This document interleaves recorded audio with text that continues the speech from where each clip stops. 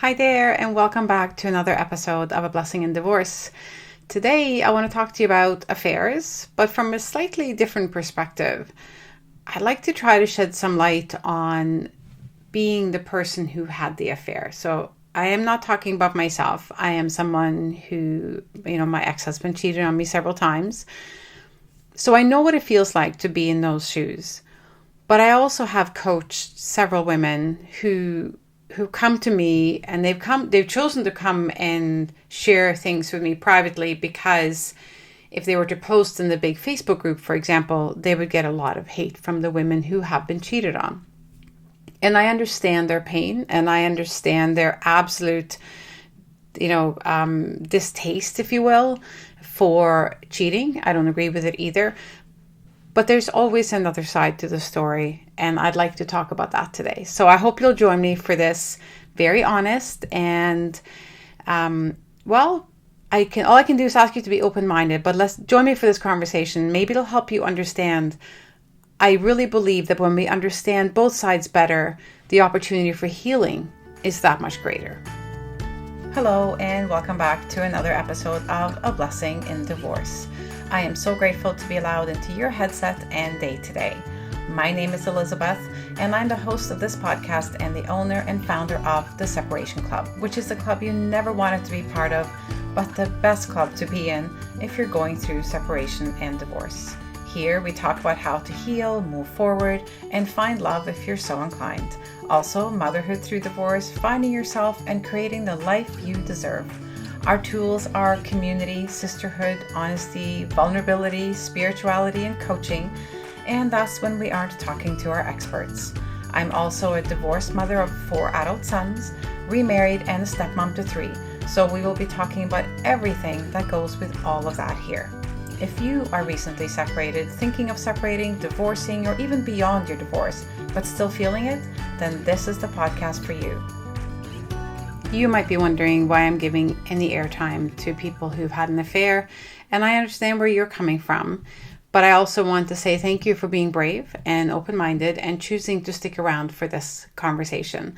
I believe that even if you were cheated on, that you will learn something from this that will help you heal and will help you understand a little bit better.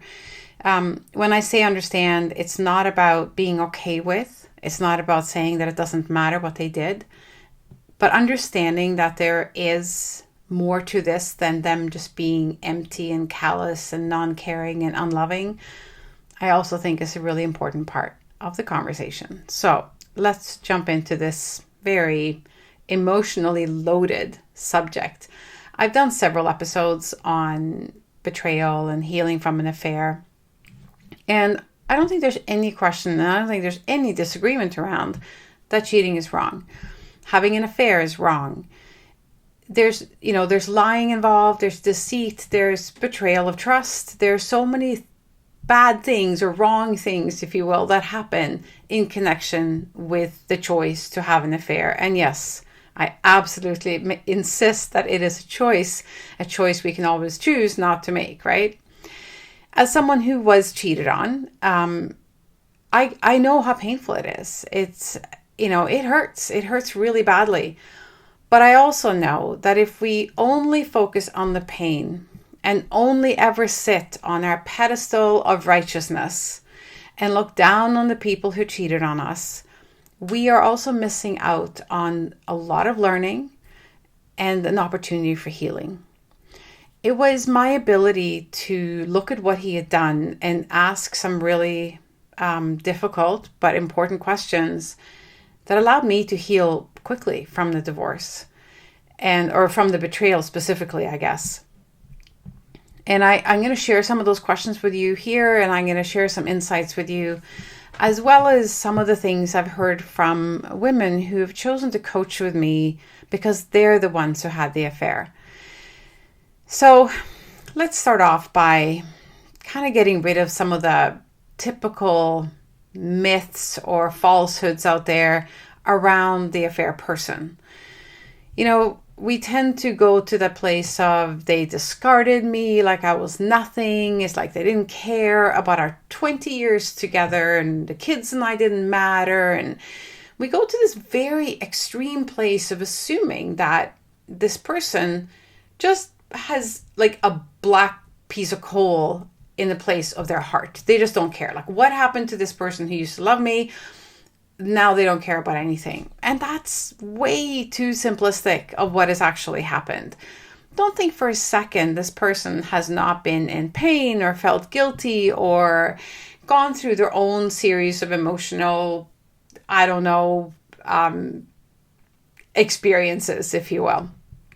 Now, I know there's exceptions to this. There are some people out there who really just are very self-serving, but they have their own pain in their own way as well. I can't possibly cover everybody. I'm going to be a little bit general. But I want you to open your mind to that the person that perhaps did this to you, they actually do have a heart, and they possibly are in a lot of pain and feel a lot of guilt around what they did. But here you are, right? So my goal for you is to bring you healing. If you're the one who had the affair and you're listening to this, whether you're a man or a woman, I also want to create an opportunity for you to better understand the other person, and maybe also provide some healing for yourself. So I did some research when I went through this, and also again when I started the Separation Club, and it was clear to me that most of the women who came to me were dealing with an affair, meaning that their partner had an affair.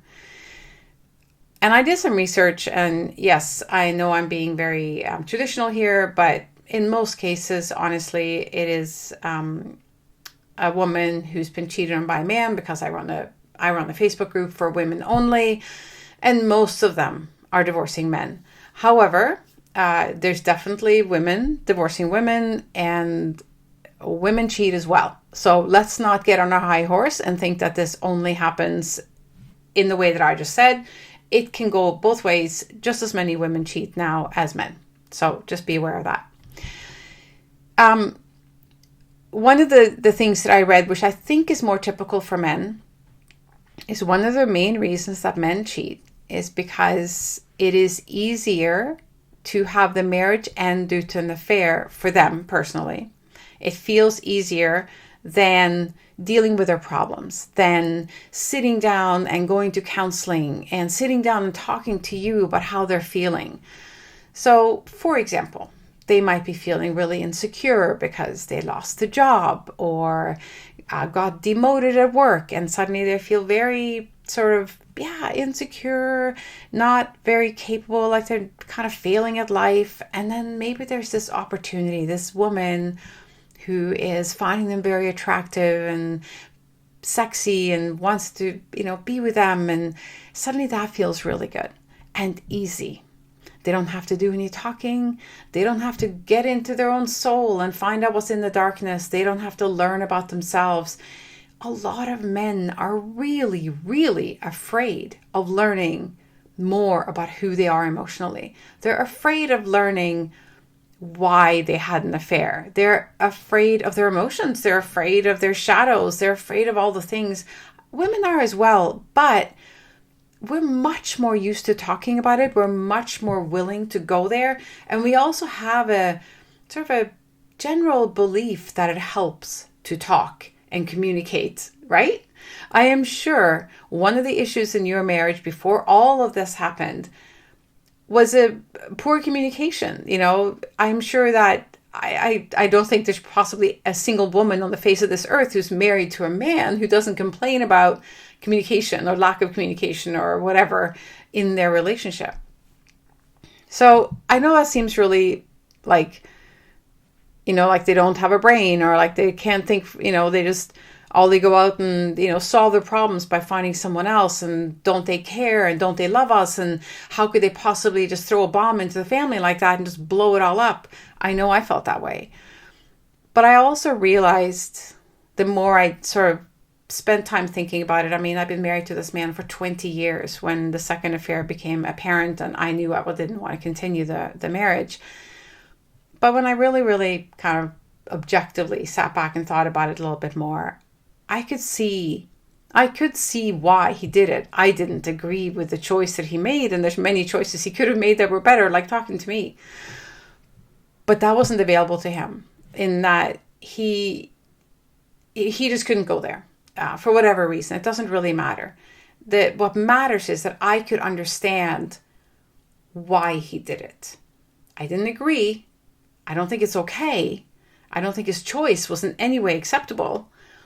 But I could understand why he made the choice. And when I understood that, I also understood that this wasn't about me. This wasn't about some failing on my part. This wasn't about lack of sexy lingerie or lack of frequency of sex or any other sort of typical accusations that might come your way, right? This was actually about him, his insecurities, his issues, his need to feel validated and attractive and special and whatever. So there comes, in what I just said, another understanding. He wasn't getting that from me. And does that mean that the affair was my fault? Absolutely not. He had every opportunity to come to me and say, I am not getting this from you and I need that. And can we talk about it? And can we see how we can go about changing that? That never happened. I never knew that this was an issue. Did I know that we weren't terribly connected emotionally and that we weren't like super close? Absolutely, I knew that. So as much as I was really surprised by his affair, because he didn't really strike me as someone who, yes, he'd done it before, but I don't know. I just really didn't think he would do it again.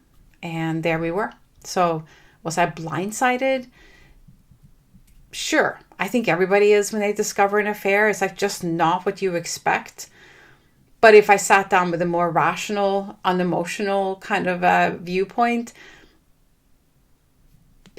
we weren't that happy. He made a choice I would never have made, but that was a choice he made. So here's what I learned from looking at it with a bit more of an open mind, with a little bit more compassion, not acceptance. This is how I learned from that and how it helped my healing. When we're busy being self-righteous, if you will, when we're busy sitting on I'm a victim of this affair, I can't believe it happened, how could he do this or she do this to me? None of this is my fault. When we're sitting in that place, we're learning nothing. We are victims. We are blaming them for absolutely everything that happened. And so there's really no healing and no learning. And so we sit in this place of pain where we don't even try to explain it. We just kind of sling accusations at them, sort of like, how could you do this to me? How could you, do this to our family? You're a horrible person. You are all of these other bad things. The thing is, regardless of how we feel about what they did, it happened. And we basically have two choices when we find out. One is, of course, are we staying with them and trying to work on it? And that's a whole other conversation that I'm actually not having today. Or are we leaving? Are we exiting the marriage? And the answer here might be yes, the marriage is ending. Could be because of them saying they're leaving for this other person, or it could be you saying get out because of this other person. It doesn't really matter one way or the other for the purpose of this conversation. So the decision has been made that the marriage is ending and you are dealing with this terrible betrayal. And it adds a huge extra layer of pain to the process, because there's just a visual and an imaginary sort of circumstance that comes with this in our head that we play over and over like a horrible broken record that makes it really difficult. I certainly played that record a lot. What are they doing? How happy are they? Are they going on a date? Are they out tonight? Like, what's she doing for him that I didn't do? Like, oh my God, you can sit there for hours, days, weeks, months, even years, and just be a victim, really, to this choice that someone made. Instead, I invite you to think about why they did this. When we understand why, then we can allow ourselves to let go of it because it's not ours. So when I first found out, I had a lot of questions, and they were all centered around me. What was I doing wrong? Why don't you want to be with me? Why did you do this to me? why wasn't I good enough? What should I have done differently? I was in so much pain, and I could not understand why this was happening. And in fact, in my case, he was even saying that he wanted to stay. He wanted the marriage to continue. I couldn't. I just couldn't. I couldn't do it again. And so I just had these questions, and I never, ever got a proper answer. I never, ever had that perfect closing sort of or closure conversation that helped me go, okay, I understand now. And then I could move on. The thing is, you can't have that conversation because there's nothing about why they did it that's going to sit right with you. There's nothing about why they did it that's going to feel like, oh, well, I can understand that and that's okay. That's never going to happen. So as I'm going to have this conversation with you about why they did it, I am not trying to convince you to be okay with what they did. I'm not trying to convince you to forgive them, and I'm not telling you that it's your fault at all. I'm just trying to give you some insight that can allow you to step away from it, saying, this is not about me. I don't need to be hurting because of his bad choice or her bad choice. I can allow myself to step away from this and get my healing started and not make my whole life and everything in it about this affair. So the women that I have spoken to who have come to me because they've had an affair, it has been really insightful. And I will say at first, they chose to come to me. They usually wrote me a message asking if they could speak with me privately and do coaching because they were very worried about writing in the group, knowing that so many of the women in there had been hurt by men who had cheated or a partner that had cheated. And so they realized that for them to step into that group and say, I cheated, but I'm hurting, was not necessarily going to be received well. I've even received messages from women who asked me, do you think it'd be okay to post? And I've actually said to them, because I've seen what's happened when women like that I've actually said to them, I just want you to really reconsider because there are a lot of women who are really hurting in there because of affairs. But here are some of the things that I've learned from them when I've had my coaching sessions with them. And I want to preface by saying, I'm going to say to you what I always said to them in the very, very beginning of our very first session. And if you who is listening, if you're someone who has had the affair and you're looking for support, I want you also to know there is zero judgment here. I will not judge you for what you have chosen to do. I will help you understand why you've chosen to do it, what happened, what are the reasons, and how to make sure you never do it again, and to also understand how the person you cheated on feels about it. So I can tell you, not one of them came to me from a standpoint that, this was their fault because they weren't doing this or they were doing that. So how else could I, of course I cheated, right? And by the way, that was pretty much the explanation that I got, that I was just falling short in every which way. And therefore it was okay that he went and found friendship, as he called it, somewhere else. But, it's a very unacceptable reason. However, here they are, they've done it, and they're hurting. So specifically two of the women that I coached, they both said the same thing. I know what I did was wrong. I know that I shouldn't have. I went into it knowing that this could blow up my marriage. It's not that I didn't care. I was just so hungry for love and for someone to notice me that when someone did, I couldn't help myself. In fact, one of them expressed that she had that she had, in a way, kind of gone looking for it. Not that she'd gone on dating sites or Ashley Madison or something like that, but that she had opened herself up to this possibility, that she had seriously considered that she would be willing to do that if the opportunity came her way. She was at such a crossroads in her marriage. And so the thing is, when we open that door in our mind, then the opportunity will present itself. It's the law of attraction, right? But even though it felt really wonderful to have the affair at first, like wonderful from the standpoint in the moment that she was getting everything she wanted. She also, they all have expressed such a huge degree of guilt and remorse, and this knowing that they were hurting someone or potentially hurting someone if they found out at home, someone they cared about, somebody who mattered, and that, the kids and what would happen and what if, and, it's not like they don't go down that road. It's not like they don't have that conversation.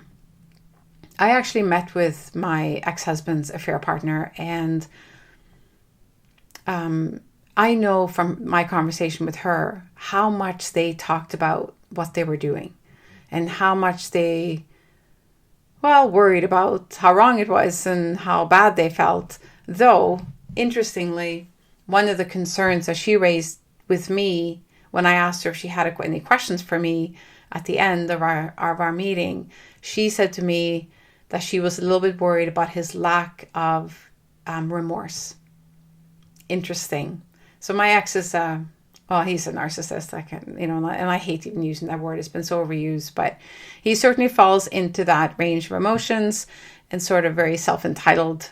And, but I also know from our early conversations when it first happened that he was in a lot of pain and he was really struggling with what he had done and what he wanted to do. And the loss of the family unit, which was happening because I just couldn't tolerate it, right? Anyway, here's what I think can be of benefit to you, the person who's been cheated on, and what you can learn in the scenario like this that can help you with your healing. I don't think it benefits you to think that this person is some callous, unfeeling, heartless person who didn't care anything about you, which is why they did this. What I learned through reading, I've learned in my coaching, and I learned from my own experience and healing, is that this had nothing to do with me. It's possible that your ex is blaming you for it and is slinging some very nasty stuff your way about why it's your fault, but that's their guilt talking. But when they were making the choice to step across that line, when they were choosing to have an affair, it was about them. It was not about you. Maybe your ex was feeling in a really low point in his or her life. Maybe they felt that they just were not understood and they did not know how to have the conversation to be understood.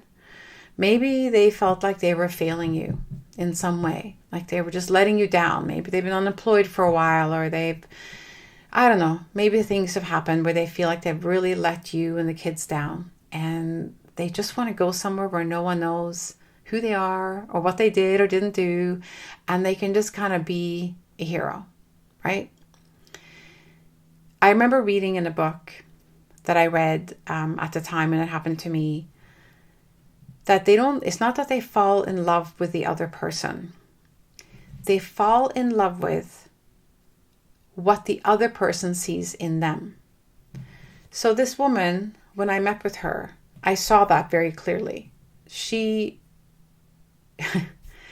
The man that she saw, the man that she had fallen for and was in love with, first of all, was not the person I knew my husband to be, not even close.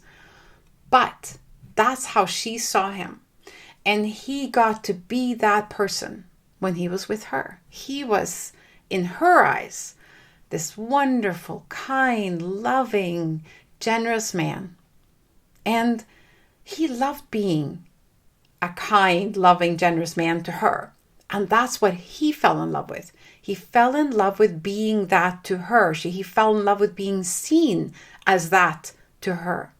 And these women that I have talked to who also had affairs, they fell in love with being seen, with being adored, being wanted by someone actually reaching out to them because they missed them that day.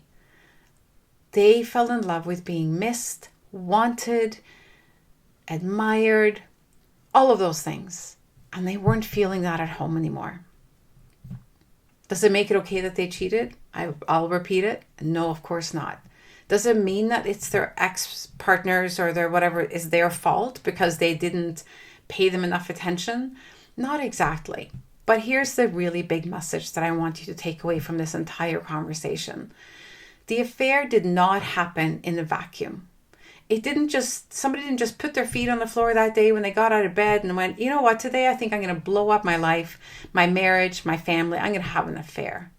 That's not how it happens. It happens because of pain, internal pain, lack of confidence, fear, insecurities, trauma, wounds, wanting to escape, all of the things that I just said. That's the place from where affairs happen.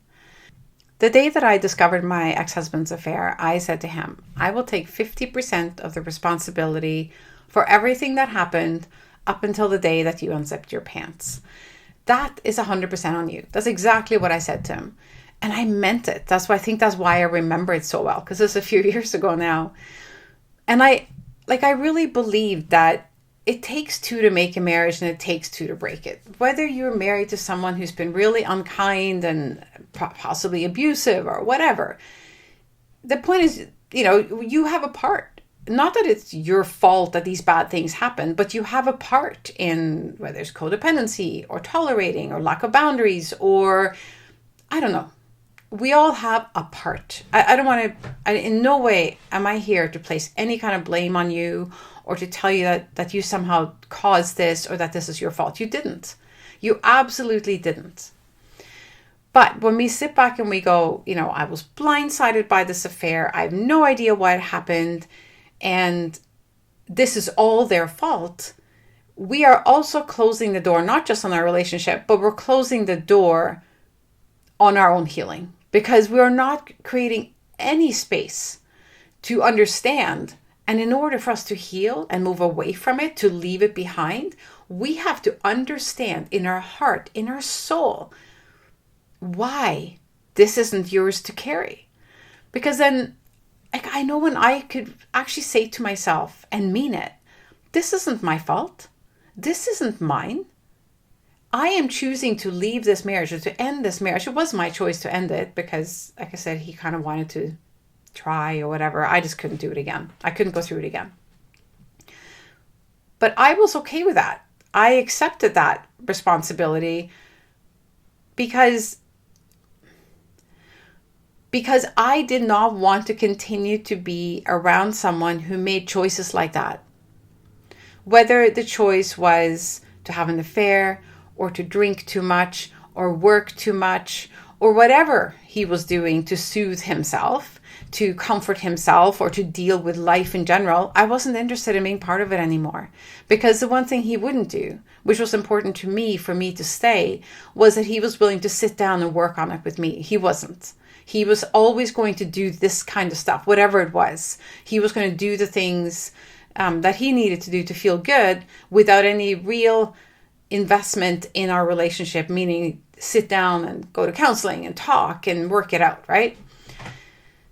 So, if you are faced with someone who's done this to you and your marriage is ending, I want you to really think hard about the things that were not working in your marriage before you found out, or even before it happened. Think hard about that, because there were things. And then think about all the things that your ex has possibly said to you about why they did it. Write those down even. Here are all the reasons they've given me. And see if you can find, a lot of them are just going to be excuses, by the way, and some of them are going to be pretty blamey towards you. It just happens. But take a look at them and see if you can understand or find a thread of their issues in them. And then, or even just look at their behavior compared to the things that were problems before you found out or before you know that the affair started. When you start to see a pattern of behavior, you start to understand why they do the things that they do. When you see their shortcomings or their lack of healing or whatever it may be, or their, I know one of my clients, her husband cheated, but it was so clear when we really went through this journey in the coaching process that a lot of this had started when his brother died many years ago. That had such a catastrophic impact on him that his ability to deal with things after that, it just was so impaired. He never did the work he needed to do back then to heal from that. And in effect, it eventually was what probably led him to have the affair. Now, I'm not saying that my client was like, oh, okay then. Of course not. And was it okay that he did that? Of course not. But when she understood and saw the connection and the parallels and how it was connected to that very traumatic event for him, it was a lot easier for her to let go of this sort of like, what did I do wrong? And why would he do this to me? He didn't do this to her. He did it for himself. He did it because he wanted to just feel good in a moment. Why didn't he turn to his wife for that? For whatever reason, he couldn't. It could be connected to the things that happened back then. It could be connected to anything. But for whatever reason, he couldn't.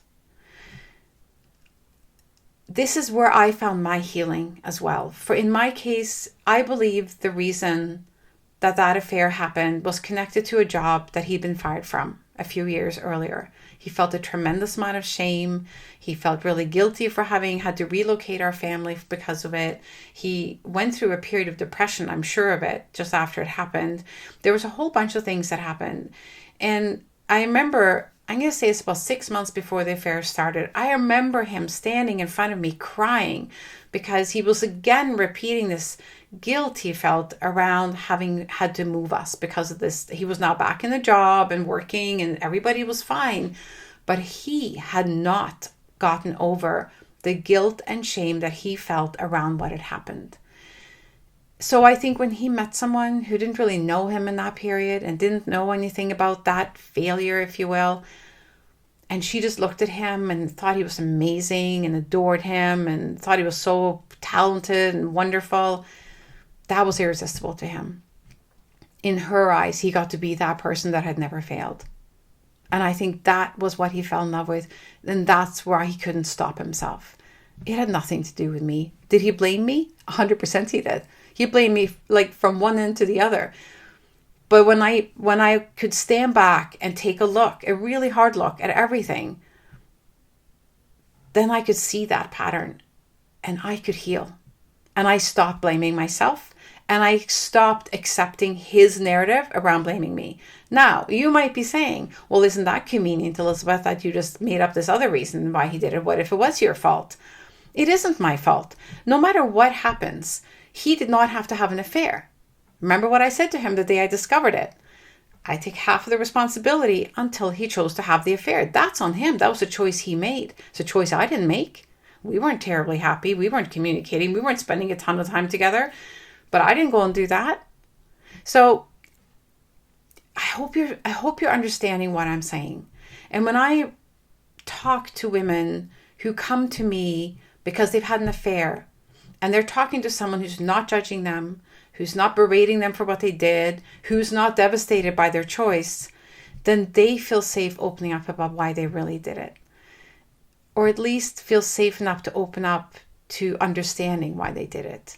And what generally comes forward is old trauma. Old trauma, old things that may have happened in the relationship that never were resolved. You know, of course, there's a narrative around he didn't understand or she didn't give me the support that I needed. I felt so lonely in my relationship. And, you know, when somebody really cared about me, it was hard to say no. So that can sound like she's blaming the other person. I choose to see it as an explanation, not a justification. And I think when you hear the explanation as that, you can also release the blame or feeling blamed, and you can start moving forward.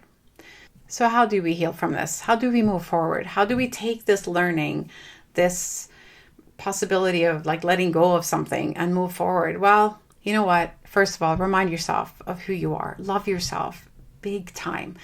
Value your contribution in the relationship, your willingness to have conversations. Make sure that you are that person. And if you haven't been, how can you be that person?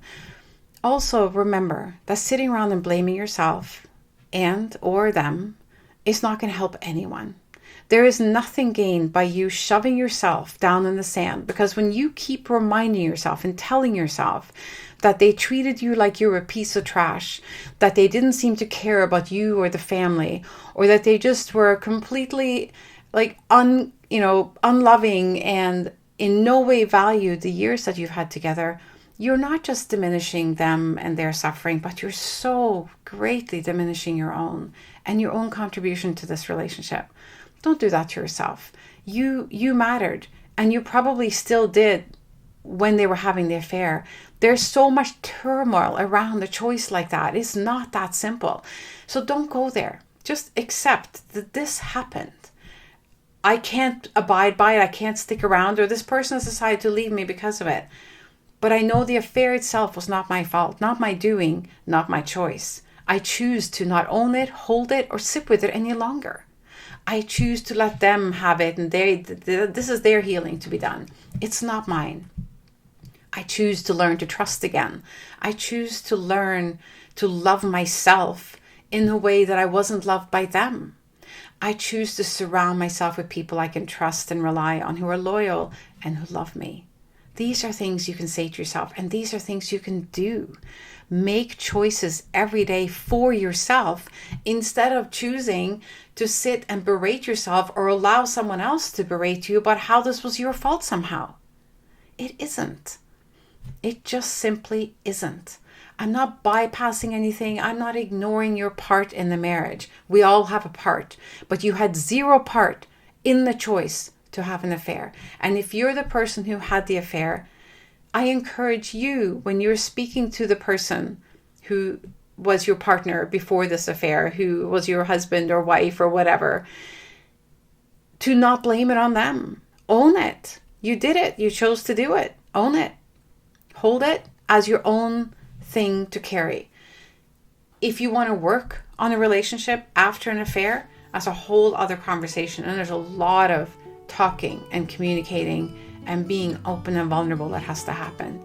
And for some, they just can't do it. They just can't do it. It's easier to leave.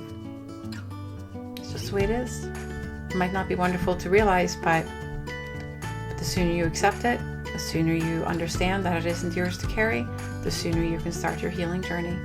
And I'm here to help you with that. So I want to just remind you that I am taking on one-on-one clients. If you want to coach your way through either healing from an affair or healing from being the one who had the affair, I'm here for both of those. I do not pass judgment. I'm here to help. Thank you for being part of this conversation and for listening. I would really like to hear from you. I would like to hear how this may have helped you or opened your eyes, or even if you have some additional insight that I didn't share today. I would love to hear from you no matter which side you're on. You know how to reach me. There'll be stuff in the show notes on how to do that. And while you're at it, maybe you could leave me a review and subscribe and some stars so that more women can find their way to this podcast and so they can be helped. Every day I hear from new people who have found their way here, and I am so truly grateful to be able to spend this time with you, to be invited into your headsets while you're out for a walk or a drive or whatever. I'm grateful for you. Thank you for being here. Thank you for choosing healing over despair. Thank you for being you. I think you're freaking awesome. Have a most beautiful day, and I'll see you next time.